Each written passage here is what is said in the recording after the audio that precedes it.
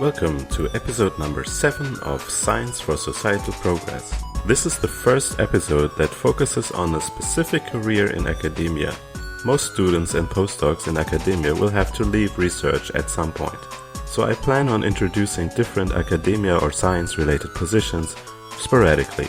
I hope this will be of interest for people outside academia as well, as one can learn a little bit about scientists and academia as well. Our guest for this episode is Cristina Oliveira, who works at the Universidad NOVA de Lisbon as a funding advisor for the Faculty of Social Science and Humanities. My name is Cristina Oliveira. I work on this interface of science. I'm a funder advisor at the NOVA School of Social Sciences and Humanities from Universidad NOVA de Lisbon. Well, I work on this kind of job for about 10 years now. So you're a funding advisor. How did you get into that kind of job? Well, ever since I remember, I was interested in critical view or constant questioning of the world that I think that's the root of science. So I got a bachelor degree on science teaching, on biology and geology. So my first job was on CNC Aviva, which is a funding agency for science and technology culture and awareness. And then it was then that I got into the profession of the interface of science, in the sense that I was working with the researchers, developing projects, working on science communication, working on international projects. I did not came from the research background. I came from from a science background, in a sense that I love science and I have a bachelor on science. But I am not a researcher. Oh, so you already worked a little bit with funding when you were at CNC Aviva. Yes, at CNC Aviva it was interesting because we decided the calls for projects, so what kind of projects to have for the next funding on science communication. I also work evaluating those projects. But I also work as a member of projects related with science communication, so working with the researchers and the community.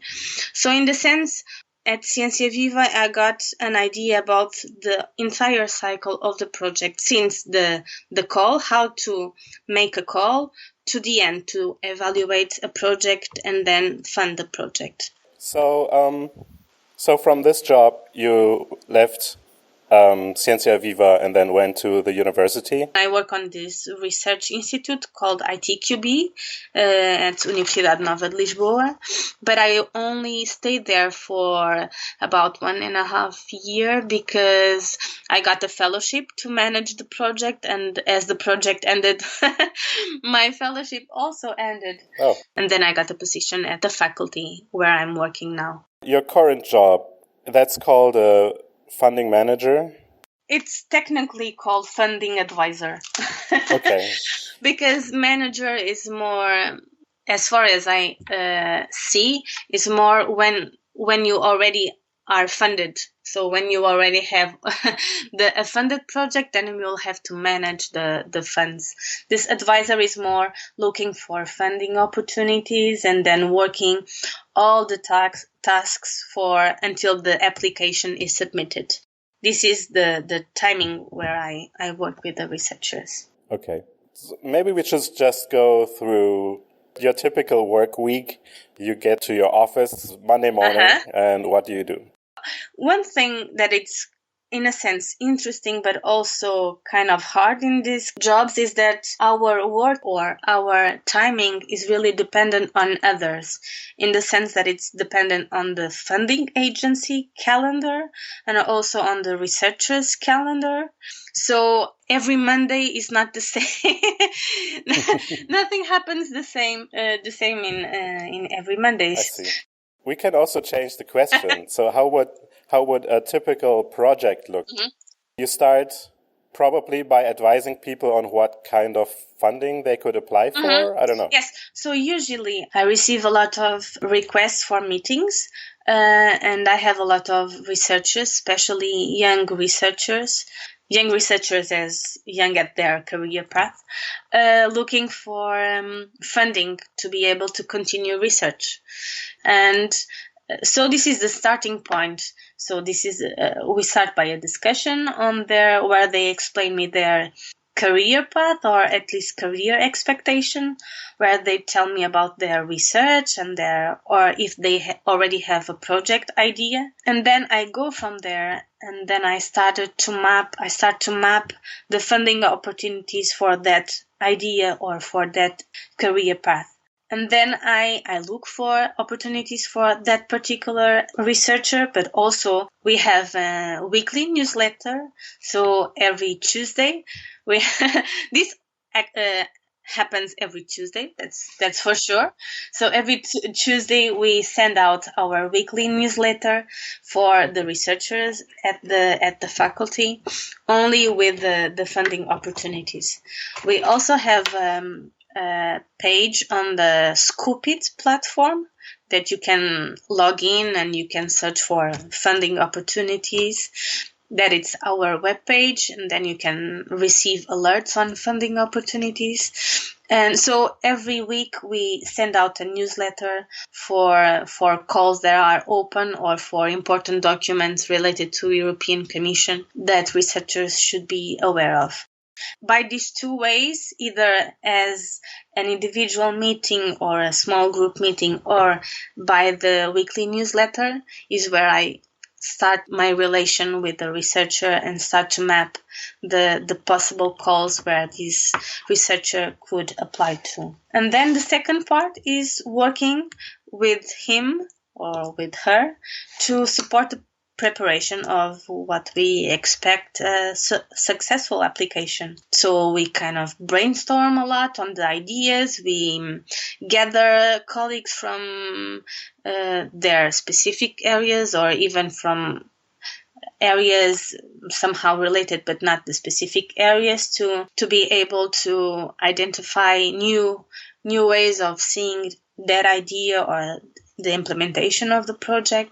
Why is it necessary to think about the project that the researcher has already thought up in a different way?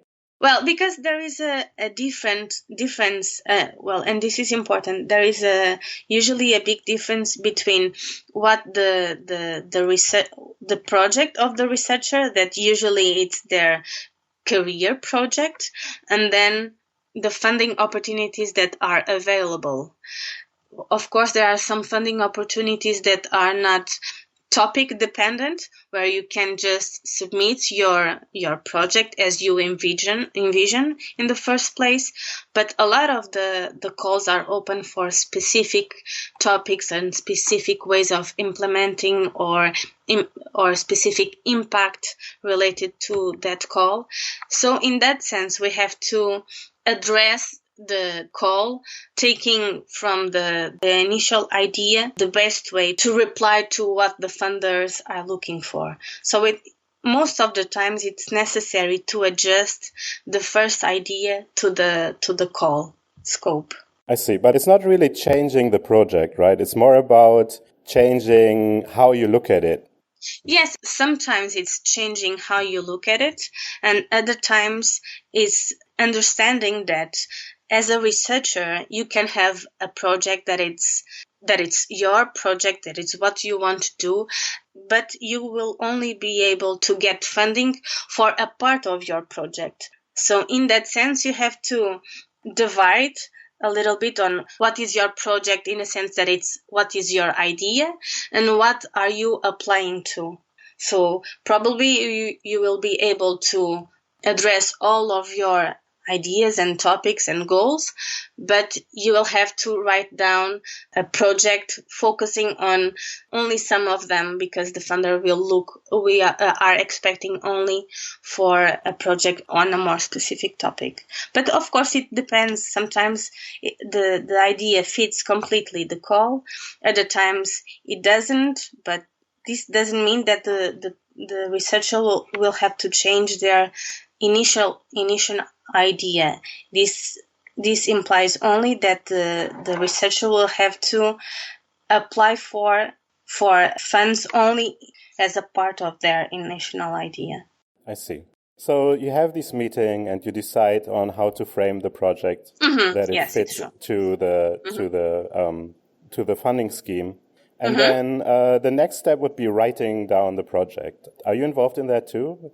Yeah, I'm also involved in that too. Maybe I think in some cases we also have a previous step is that we meet with the funders. In some cases it's possible. For example, if you are applying for FCT or ERC, it's not possible. But there are some smaller programs where we can meet with the funders and present the ideas and get some feedback. And these kind of meetings, I also prepare with the researcher, and I'm in a close contact with these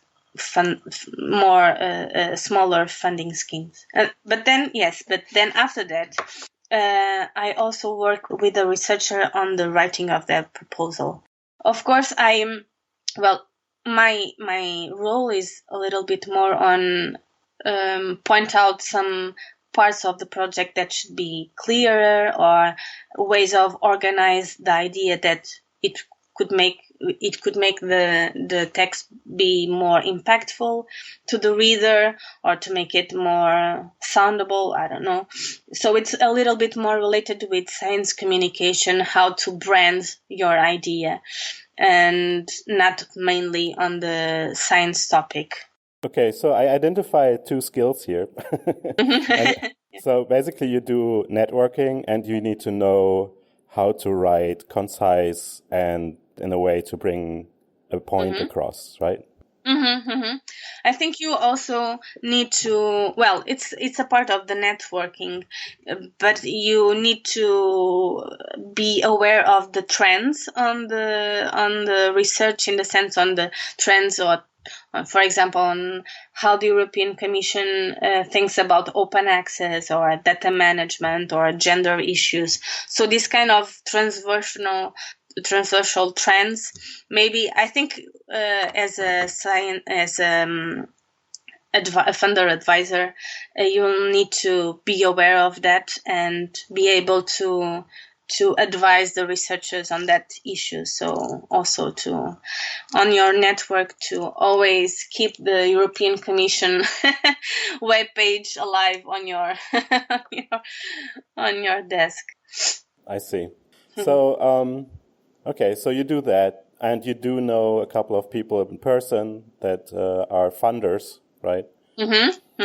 And then you write the grant. And then are you also involved in the final submission process? Because I did that for the European Union myself, and it was horrible. What, it was Horizon 2020 or? It was a Marie Curie fellowship. Marie Curie. Yeah, I also helped the researchers to submit the application. But did you thought it was a nightmare? Why? The website was just terrible. I didn't know what the words mean. So the European Union uses a language that I don't really understand. It's kind of between what people, I think, what people would say more, who are more like in economy. I think they have this certain vocabulary that has nothing to do with science. Yeah, it's true. It's true. There are there are parts that are a bit more on finance and on legal terms that I was not used to that also. But when I got into science management, then because I had to read all of those documents that I was telling you about, the European Commission trends and so on. Then I'm a bit more. It is easier for me to understand what they are expecting for you to do. So I also help researchers submitting their projects, so their applications, in the sense that I can follow them through the application form and make sure that everything is filled correctly. But this is not so interesting for me. But yes, it's something that I do. we're talking about what's part of your job, right? It's true. I was just saying that I didn't thought about it because probably this is the least interesting for me, but it's a part of my job. Yes, it's true. So naive as I am, for me that sounds like that's it. But I'm pretty sure that you have more things to do. Yes, it's true. Well, this is the main thing. But of course, for example, I will give you an idea. In my faculty, we have about 1,000 PhD researchers, and we are a group of only 2 funding advisors. So, oh, wow. So of course, not only of them are in that phase of applying, but as you must feel now, the system is quite overloaded with applications, and so we are also overloaded with work. So just saying that having these tasks per themselves are a lot of work. But I also work directly with in close relation with my director for research in more strategic and policy-making issues. But it's not a daily job. It's just when some discussions emerge at the decision-making level. So when some information is needed, usually they ask, the information and also my opinion on that. For example, on successful rates and on indicators such as publication ratio, awards, and so on. I also have an overview on this kind of indicators at the faculty level. So basically you're doing statistics across the whole faculty? Yes, also. I'm not the only one doing that, but I also do this kind of statistics. And we have, for example, some internal awards to promote it's not certain areas, but for example, we have an award on internationalization. We have another award that it's a seed money for the researchers to apply for a European Commission call. So this kind of internal awards were suggestions that were made by looking at indicators and by understanding what were our strengths and our challenges.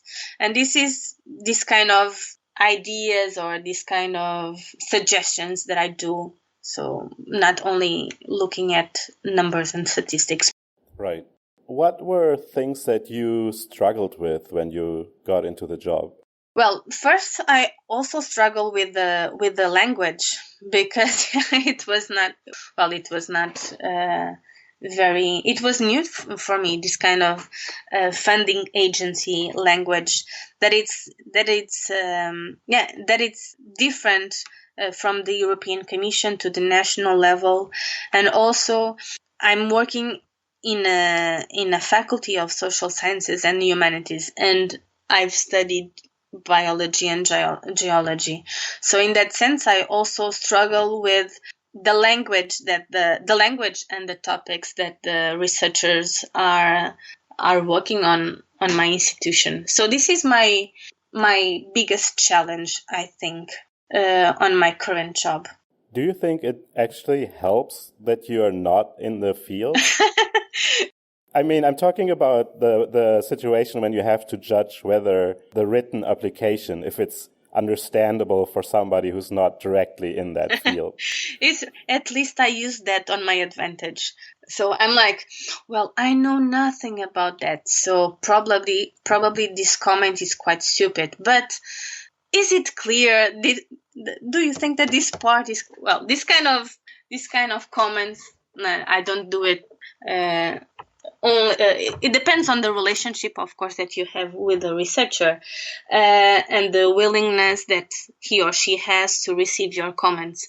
But when it's, for example, the first contact, or when I still don't have a relation with the researcher, in the sense that I'm free, I feel free to comment their research topic, I usually use that on my advantage and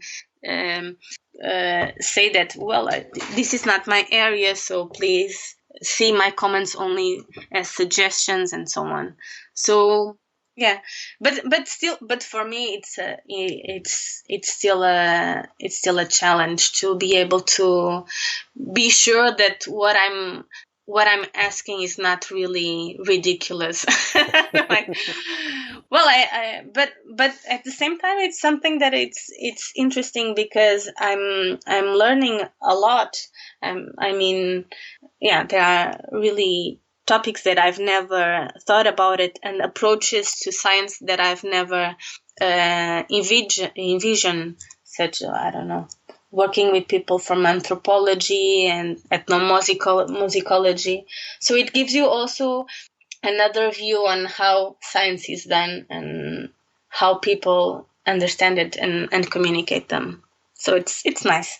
Would you say it's easy to build a relationship with researchers? Well, I think so. I've never struggled that much with that. Of course, there are researchers that probably because they are already at a very senior phase at their career. You must remember that I'm working at the faculty, so the researchers are university teachers, and some of them, they are not open to show their application or to discuss the application, and they just see me and the people that work on these related jobs as administrators to fill in papers and to be able to for that person to be able to submit the project. But when the relationship is established, in the sense that they receive some feedback and they like the feedback, because I also think that researchers, most of the times, they like to discuss and to present their work. So if you give them space to do so, and they will feel that you are part of the scientific community and your feedback is valuable, then everything works fine. So as a clear answer, I have never felt, apart from some exceptions, not a problem to work with the researchers and to feel that my job was valuable for them. Oh, that's pretty good. Mm-hmm. Sounds like a positive experience Yeah, overall. it's true. So right now, if there was an open position like yours, how are they advertising for these kinds of positions? It depends a little bit on the institution, in the sense and how does the research support office is organized at the institution. But you can maybe this position would be mentioned really as funding advisor, a person to work on pre-award. That's what we call all the tasks done before the funding arrives to the institution. But I think still a lot of research institutions don't have a clear vision on what are the different tasks and what are the different categories of people that work on science administration. So probably the call will be open for a research administrator, and in the details, the call will mention that this person will be responsible for pre-award, for scoping, funding opportunities and work to support researchers at the application phase. So you find it then on the websites of universities? That's where you go look? Yes, I mean, yeah, you find it on the institutions, yeah, universities, faculties, research units website, but it's also published at ERA Careers, probably, because it's also a part of the scientific community job. So all these positions are published there. Say again what it was called? ERA Careers. ERA Careers? I don't know this. I never No. heard of it. No. This is the portal for all the fellowships in Portugal. I see. ERA Careers, like Euraccess, but in Portugal. ERA Careers. So you can search for topic, you can search for, in my position, maybe you would search for management as a keyword, and you would find these positions available there. Unfortunately, most of the positions are for fellowships, the so-called science and technology management fellowships, but also there are contracts available, and you will find it all in ERA careers. And what kind of skills would they ask for? And can you maybe also say how important they really are, or?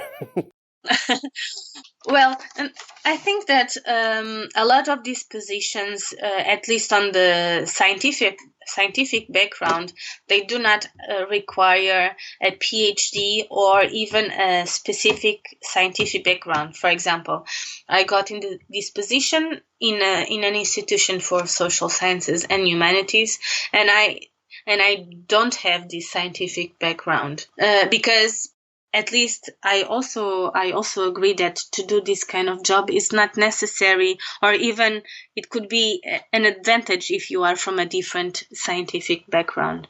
So for the scientific background, usually it's quite broad. So not only the area, but also you must have a PhD. And for the skills, probably they will look for people that already have some experience on applications or experience or international projects. So maybe it's a little bit, I would expect that they would mention some experience on a project level.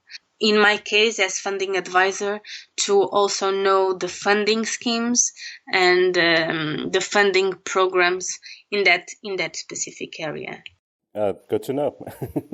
So yeah, I mean that makes someone optimistic, right? So you can, with a very broad variety of experiences, you can still have the chance of landing such a job. I think the experience level it's much more important than the background and the formal education in this kind of jobs. I feel that. So one should have experience with funding, but it doesn't really matter what kind of degree you have or in what field you've been working. Okay. So when you were at the workshop at Champollion talking about what people call alternative careers, but you want to rebrand it. Careers at the interface of science is the term you prefer? Well, yeah, this is a term that we as a group prefer, in that sense that it integrates different job profiles, because usually we call it science managers. It's a bit more common to call ourselves science managers, but also people that work on science communication, that work on technology transfer officers, that work closely with the community to transfer the knowledge from the research to a specific area. All these people face more or less the same challenges and work really closely with the researchers and are part of the research community. So in that sense, and also to suggest that our profession is not only to support others, but also an important part of the system. We started to call ourselves professionals at the interface of science. So to be able to join all these diversity together in a group of professionals. So who is we in this case? We are an open platform, so just an informal group of people that have this kind of jobs, and we have joined together. We already joined together in different smaller groups in Lisbon, in Porto, in Aveiro, and then 2 years ago we have decided to organize our first national meeting, and that was the born of the platform for the interface of science. So it's called the platform at the interface of science, but you call it the Portuguese name, right? Usually. We call it PIC. And where can one find it? Yeah, we have a Facebook page and a Facebook group where people that work on these professions share their ideas, their challenges. For example, when there is a common application such as this one for FCT last year, we have shared our doubts and the answers that we got from the funding agency. So it's a very practical platform to share knowledge. So we have the Facebook group, and also we have the website sites.google.com/view/pick. Okay. I will put it in the show notes so that people can read it. If one is interested in these kind of jobs, they can just go there and they find a contact, maybe? Yeah. So it's a very simple web page, so you can find the platform, a little bit more information about who we are, how we are organized, because the platform, although it's an informal group, we have decided to divide, to have 4 working groups, working on different areas that we felt important, such as, for example, the first one is mapping who we are, to answer your question. The second one is it's a working group related on communication that launched this website last year. And the third one is related to training. What kind of training do we need? What kind of training can we provide to the system? And the fourth one is related to benchmarking. So how we are related to other platforms that exist around in Europe and in the world. And so in the website, you will find more information about these groups, and of course the email, and you can just join a mailing list or even join a working group and work with us, because it's only based on voluntary work, and we are more than glad to have all people interested in developing ideas with us. Fantastic. There was a lot of information that you gave us. Thank you very much. Is there still anything that you would like to mention but didn't get to yet? Just to give a suggestion, that if this job or these ideas, these tasks interest you, maybe it will be a good idea to take advantage being in a research institution, as most of the researchers are, and just go ahead and talk with a science manager or science communication or science professional at the interface of science at your institution, and try to join a specific activity and just try out. Because I think if you would come with this kind of approach to try out and see what's going on and see if it fits your idea in my institution, you would be more than welcome. So while you are in a research institution, and if this job description interests you, just go ahead and try it out. That's a very good advice. Actually, I just realized that it's completely stupid of myself not to have thought about that. Because, of course, we have a pre-award office here, and they send emails out every week. And I still hadn't thought of just walking over there and asking how their job works. That's hilarious.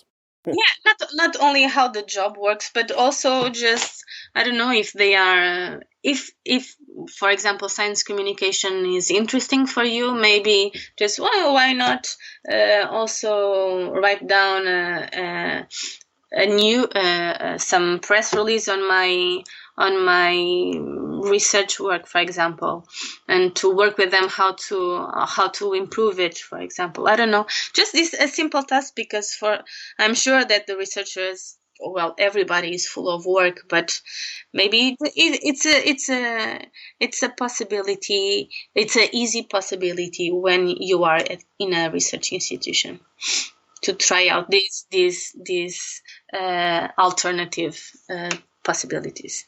Yeah, that's true. So we are, I don't know, I can't speak for everybody, but most people I know in science who are researchers have a full schedule every week. And there's really little opportunity to look left and right. Yeah, it's true. And this is the end of the episode. Please let me know whether you found it helpful to learn about the funding application process, the work as a funding advisor, and the platform for the interface of science. Do you want to hear more career episodes? Do you want to hear about a specific career?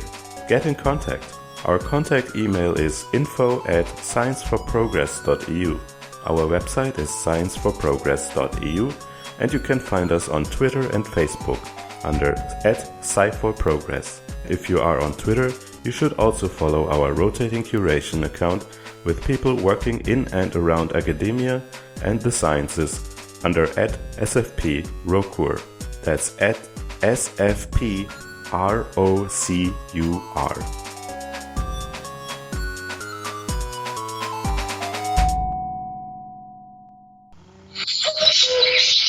Okay, so now I have to go.